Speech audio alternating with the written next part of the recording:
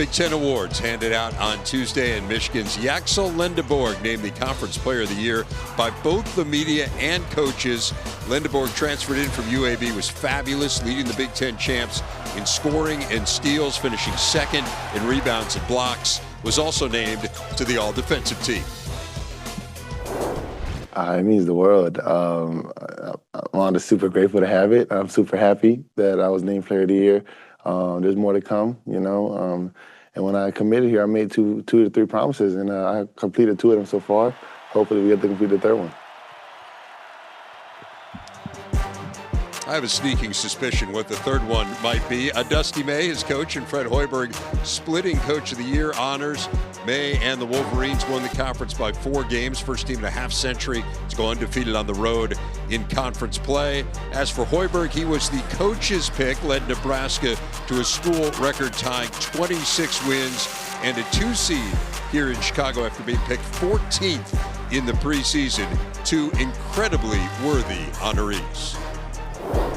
You know, the 20-0 start is very important, but the way that they've been able to put either big wins or we've had a couple tough losses here these last few weeks of the season, but they've been able to move on and refocus, and they've really prepared well, and that's been the thing that's been most impressive to me about this team. More than anything else, just to see, I think everyone in our program see their value, bring their own secret sauce to the equation, and I think we're outperforming our individual parts because of how well we work together.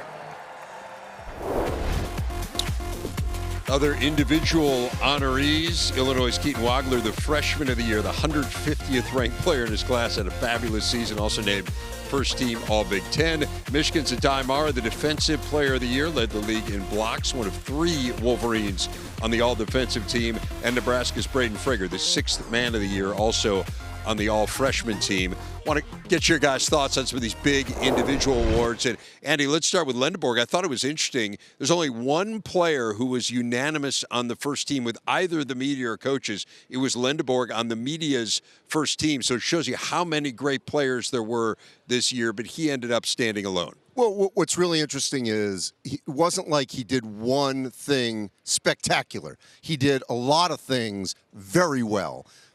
Scoring, rebounding, defending, dishing the basketball. I mean, their team has multiple all-Big Ten type players. Also, he came in to do exactly this. He met the moment with this team. And for the Coach of the Year, I love how it played out, to be honest.